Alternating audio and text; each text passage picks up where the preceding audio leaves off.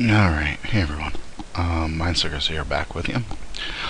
I was going to make my second one of these video tips on text, and as I was doing it, I actually realized there was something that I just wanted to talk about first, and the reason why I wanted to talk about this first will become apparent when I do the next one. So yeah, there will be at least one more involving text, and you'll understand why I'm doing this one first when you watch the other one. So really actually what we're going to talk about here is we're going to talk about going outside the box. Boxes are a double-edged sword. We make avatars in boxes for reasons, but if you've ever looked at a few of my avatars, and I don't expect anybody's like sitting there staring at all the avatars I make, but if you've ever looked at them, you'll notice that pretty much all of them go outside the box. And what we'll do is we'll take a quick look at the one that I did for Fallen last night.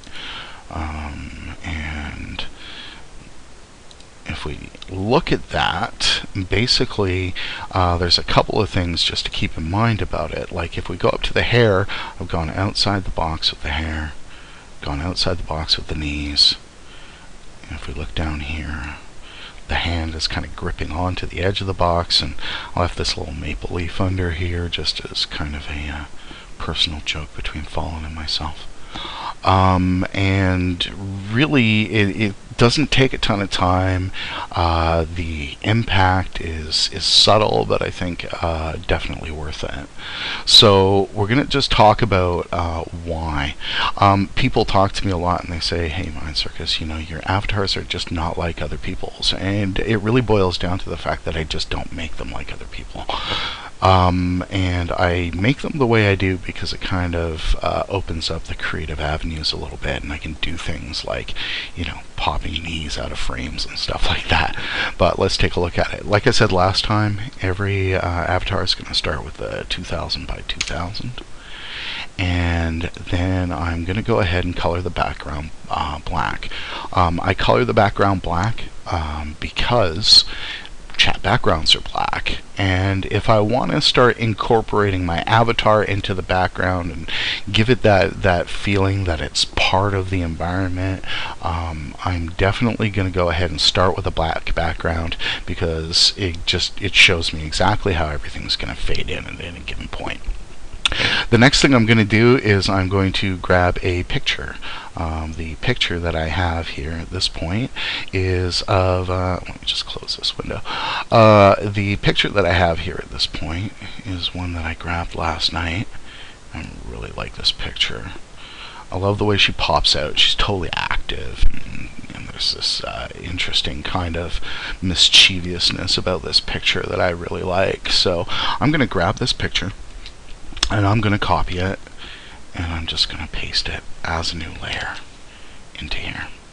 Now it's a little smaller than I would really like to be working with, as you probably noticed by the last tutorial, but I liked the image so much, and I really thought it did a good job of kind of explaining what we're talking about. The first thing I'm going to do here is I'm actually going to just take a quick look at this hair up here, because it comes against this hard edge, and I'm just going to do a quick little job on it. Now, if I was pretty sure that I was turning this into an avatar at some point, I would probably spend a whole lot of time doing what I'm doing right now, but for the sake of argument, we will just leave it where it is. The next thing I'm going to do is now think about the box that I want around it. Now, boxes aren't evil per se, they're just overused.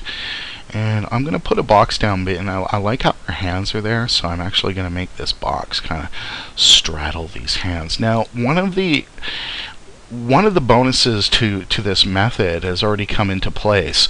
First off, I'm not creating a standard sized rectangle, and I'm already able to see kind of where things are going and where things are at, and if I don't like the placement of the box, I can just grab the box and move it around a little bit, or do anything I really want to it.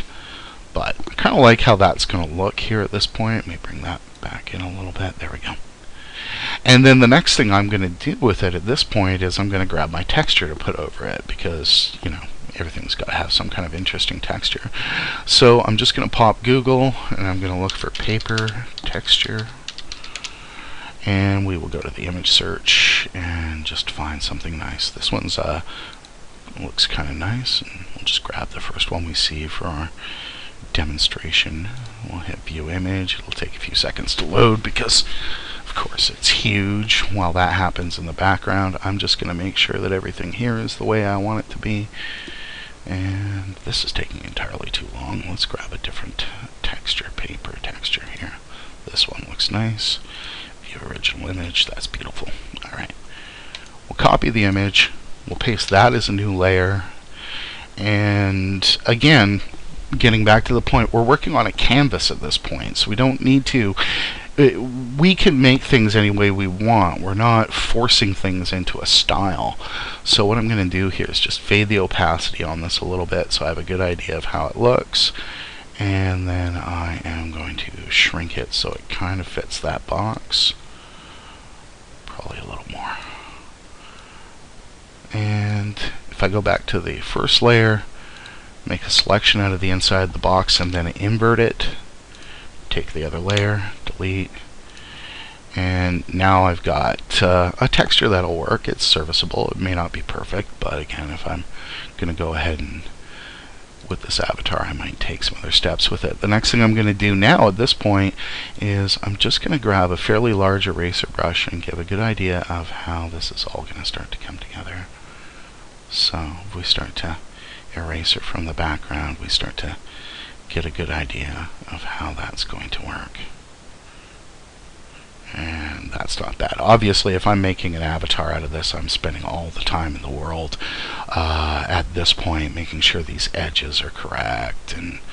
But if all I'm doing is demoing it, we're not going to worry about it too much. So for there at this point, I think we're okay. The next thing that I'm going to do here is I will go to the rectangle and put a little drop shadow down on it. Actually, and let me show you a quick little trick here. A bit of a ghetto drop shadow, so to speak. If you don't have a decent drop shadow filter in your image editing software, and I know specifically older versions of PaintShop Pro don't, let me show you a quick little trick. I'm going to duplicate the layer. I'm going to adjust the brightness and contrast of it until the layer is black. Now I actually have two layers here. I have the old greenish layer and I have the black layer. I'm going to move the black layer under the greenish layer. And then I'm going to go ahead and Gaussian blur that black layer to about a 4-point Gaussian blur. And if we come in here and we look, we get a little bit of that effect now at this point. We start to see, we duplicate it, a bit of a blur effect that kind of makes that shadow pop there. So once I have that that frame the way I want it, I'm just going to go ahead and merge the layers, both the drop shadow and the green box. So I'm going to merge down and merge down again, and then pow. We'll take a slightly finer eraser to this and give a good idea of what we're talking about. So if I start to erase these things, I start to build a sense that she's popping out of this, and really I can't do that if I start with a square that I'm always trying to fill. And that really is the main reason I use this technique, is I go ahead and I just keep in mind while I'm doing it that everything can be popping outside that frame anytime I want. It's just a small little trick, but I am not going to go ahead and crop this down to a square until I've got text on it and it's an avatar and it's ready to go. So once I have the name on it, whoops.